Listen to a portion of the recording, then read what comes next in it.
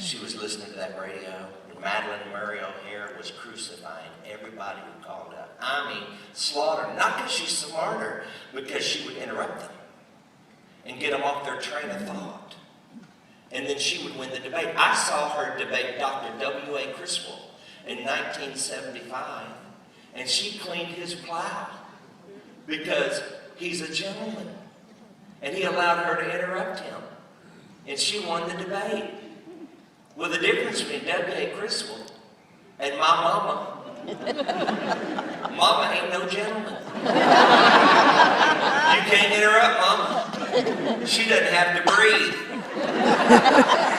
She never takes a breath. She just circular breathes. And my mother was listening to Madeline, and finally she had enough. She walked over, picked up that phone, she dialed that number back in the days of rotary phones. And I ran down to my room. I said, Mike, put your guitar down and turn on the radio. Mama is fixing to talk to Madeline Murray O'Hare. He said, you're kidding. I said, no. And we turned on the radio, and we were waiting on Mama. But they had a lot of callers ahead of Mama, so we had to wait. And every time Madeline would get the best of one of those other callers, me and my brother would just laugh and high-five each other and say, oh, Madeline, Madeline, Madeline. Have fun while you can. Because Mama is on hold. Finally, that commentator hit that button and said, Beverly, that's Mama's real name, Beverly, you're on the air. Have y'all ever been to a drag race? When they fire that pistol, Mama was gone! Madeline kept trying to interrupt Mama. What church do you go to? What church do you go to? What church do you go? We were down the hall saying, get it, Mama! Mama started in Genesis and she went straight through to the maps. And the last thing I remember my mama saying, you ask me how I know he lives within my heart. That's all I remember she said, but I'll never forget that. Because after Mama said that, there was dead silence on the radio. Finally, the commentator spoke up. He sounded like he was crawling out from underneath the table. He said, ma'am, would you please tell her what church you go to? When Mama hung up the phone, Madeline Murray O'Hare said, that woman's very intelligent, but she's dangerous. I thought, Lord, if you only knew. My mother always had so much fun. And growing up, arguing with her, iron sharpening iron is what we called it. We never was real serious. We just wanted to know God better, and it was so much fun. I used to come home from school with notes on my lapel. Well, they weren't notes, they were novels. Remember back in the day when kids, you'd come home with notes on you get a spanking at school, you get... Spanking at home. Oh, weren't those the good old days? Now kids get a timeout. A timeout? What is that? Would to God I'd have ever got a timeout. Oh, send me to my room. Oh. My Xbox is in there. Oh. No, we didn't have Xbox. But there were certain songs I would come home and I knew I was in trouble, y'all. I knew I was going to get a whipping when Daddy got home. My punishment wasn't being sent to your room, it's a belt flying through belt loops. When I'd go to my room and these songs, and some of you older people will probably recognize. Turn the track down a little bit. I'm old, it's too loud. If you know these, sing along.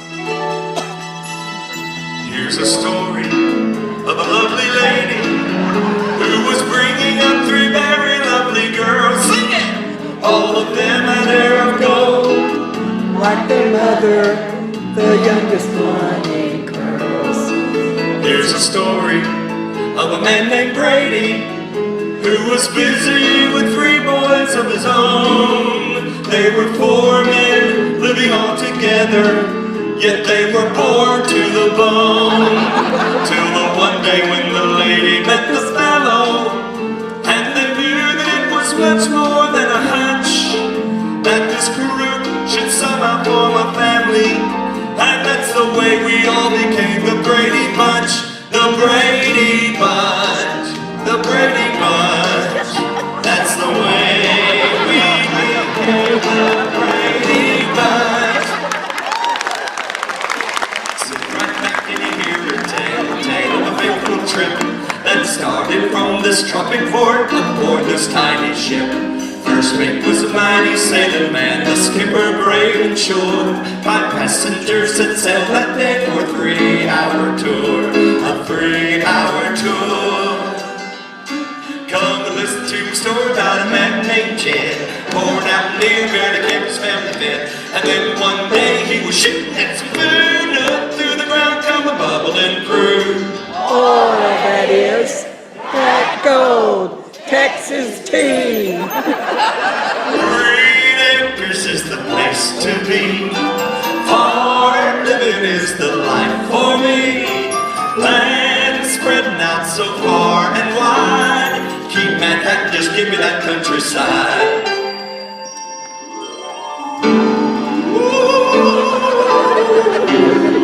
Help me, ladies.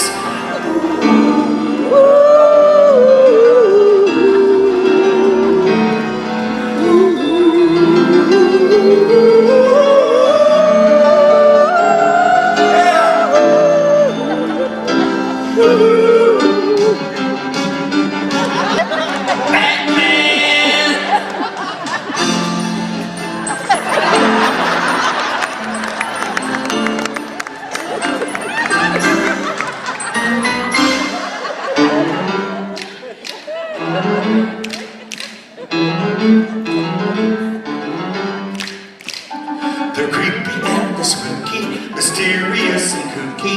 They're all together kooky. The Addams Family. Their house is a museum. When people come to see them, they really are a scream. The Addams Family. Sweet, petite.